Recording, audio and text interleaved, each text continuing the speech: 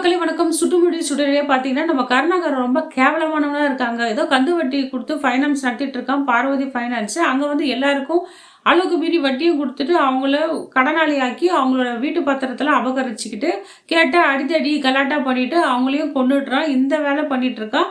Mafia கடத்தல் போன்ற பல கடத்தல் வேலைலாம் பண்ணிட்டு இருக்கான். இவனுக்கு அடிதடிக்கு எல்லாம் வந்து நம்ம வெற்றி இருக்காரு. வெற்றி ஒரு பொண்ணு லவ் பண்ணி கல்யாணம் பண்ணிக்கிறாரு. அவதாங்க அபி. கருணாகரனுக்கு சுத்தமா அபிய புடிக்கலங்க. எதுக்கு இவன் தேவையில்லாம வெற்றி கல்யாணம் பண்ணிட்டு வந்தான்? காலத்துக்கு இது செருப்பா தானே இருக்கணும். எங்க அப்பா சொல்லிட்டு போனாரு. எச்ச சோறு தின்ன பையன் இப்படி ஒரு தப்பு பண்ணிட்டானே! என்னால தாங்க முடியலையே! வெற்றி வெற்றின்னு சொல்லிட்டு ரொம்ப கோவமா டென்ஷன் ஆயிட்டு இருக்கான். அவன் கருணாகரன் ஒய்ஃபுக்கு ஒரு தங்கச்சி இருப்பா. அவ பேரு ஸ்வேதா. அவ ரொம்ப பார்க்க அழகா இருப்பா. இந்த ஸ்வேதா மேல ரொம்ப சபல புத்தியா இருப்பாரு இந்த கருணாகரன். ஒரு நாள் ஹால்ல எல்லாம் பேசிட்டு இருப்பாங்க பார்வதி, ஸ்வேதான்னு. அந்த நேரத்துல அபி இன்ட்ரோடியூஸ் பண்ணி வைப்பாங்க பார்வதி. இதுதான் நம்ம வெற்றியோட ஒய்ஃப்ன்ட்டு. இவங்க பேசிட்டே இருப்பாங்க. ஆனா கருணாகரனோட பார்வை மொத்தம் தப்பான பார்வை வந்து ஸ்வேதா மேலே இருக்கும். இதை அவங்க மனைவி பார்வதி பார்த்துட்டு புருஷனை கண்டிக்கிறாங்க. இவ்வளவு கீழ்த்தரமான வேலை செய்றீங்களே, ச்சே அசிங்கமா இல்லையன்றாங்க. ஏதோ தப்பு பண்ணிட்டோமா, நான் அது மாதிரிலாம் பண்ண மாட்டேன் அப்படின்னு சொல்றாரு. இருந்தாலும் பொண்டாட்டி கிட்ட வந்து ரொம்ப போலியா தான் மன்னிப்பும் கேட்கிறாரு. காலில் விழுந்து அவங்க உன்னை மன்னிக்கிறதா இல்லைங்க, நான் எங்க அம்மா வீட்டுக்கு போறேன் குழந்தைய தூக்கிட்டு அப்படின்னு சொல்றாங்க. இவங்க என்ன பண்றாங்க, தயவு செஞ்சு என்ன மன்னிச்சிருமா, நான் ஏதோ தப்பு பண்ணிட்டேன், வாழ்க்கையில் தப்பே பண்ண மாட்டேன்னு சொல்றாங்க.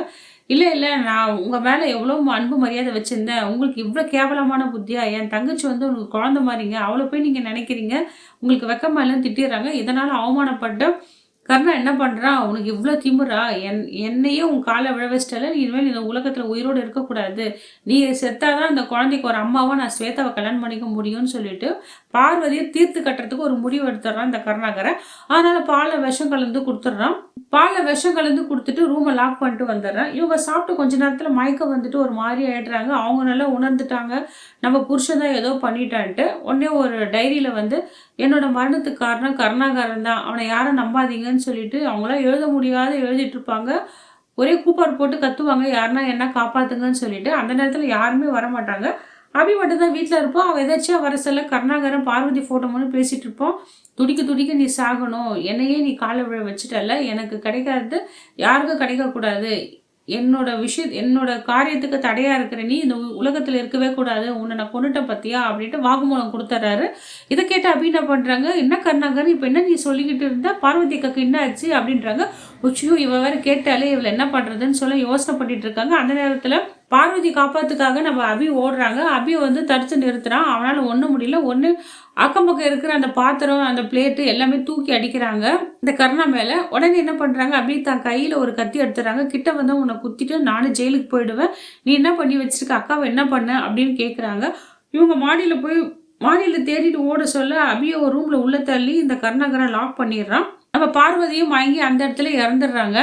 இப்போ என்னன்றது, இந்த நேரத்தை இதுதான் சரியான நேரம், இந்த அபிநயம் மேல நம்ம பழவழியை போட்டுடலான்னு சொல்லிட்டு என்ன பண்றான், பார்வதியை கொலை பண்ணிடுறான் இந்த கருணாகரன். அபி லாக் பண்ண ரூமு திறந்து விட்டுறா. இதனால அபி என்ன பண்றா, அக்கா என்ன ஆச்சுக்கான்னு சொல்லிட்டு அலர் அடிச்சுட்டு ஓடி வராங்க. அந்த நேரத்துல ரத்த வெள்ளத்துல சாஞ்சிருக்காங்க நம்ம பார்வதி. அவங்களுக்கு ஒண்ணுமே புரியல, எப்படி கத்தி குத்துப்பட்டதுன்னு தெரியலையே, என்ன ஆச்சுன்னு சொல்லியே சொல்லிட்டு அந்த கத்தியை கையில எடுப்பாங்க. எடுக்கிற நேரத்துல போலீஸ் வந்துருவாங்க, கூட வெற்றியும் இருப்பாங்க. இவ தான் கொலை பண்ணான்னு நினைச்சிட்டு போலீஸ் அதிகாரி வந்து அரெஸ்ட் பண்ணிடுறாங்க. யாரு கொலை பண்ணான்னு என்னன்னு கேட்க வெற்றி வந்து ஒரு முட்டாளத்தனமா, அவன் முட்டாளு தான், அவனுக்கு எது கல்யாணம் பண்ணிக்கிறானே தெரியல, முட்டாளத்தனமா எதுவுமே தீர விசாரிக்காத, ஒரு வார்த்தை கூட தன் பொண்டாட்டி கிட்ட பேசாத இவதான் சொல்லிட்டு நம்ம அபிய கை காமிக்கிறோம். கை காமிச்சோடனே அபிய அரெஸ்ட் பண்ணி கூட்டின்னு போயிடுறாங்க. பழி ஒரு பக்கம் பாவம் ஒரு பக்கம்னு சொல்லிட்டு அநியாயமா கொலை குற்றவாளியா நம்ம அபியும் கைது செய்யப்படுறாங்க, சிறையிலும் போட்டுடுறாங்க. இப்ப வந்து அவனுக்கு ரொம்ப சந்தோஷம் இந்த கருணாகரனுக்கு, தான் கொலை பண்ணிட்டு எப்படியோ இந்த பழி உண்மை தெரிஞ்ச, தான் மனைவி கொலை பண்ணதை எப்படியோ உண்மை தெரிஞ்சு இந்த அபிநயம் ஜெயிலுக்கு அமிச்சிட்டோம்ல, வெற்றியும் நம்ப மாட்டான். ஏன்னா வெற்றி தானே சாட்சியா பார்த்தான், அவன் புருஷனே அவனுக்கு சாட்சியா இருக்கான்னு சொல்லிட்டு அவன் ரொம்ப சந்தோஷமா இருக்கான்.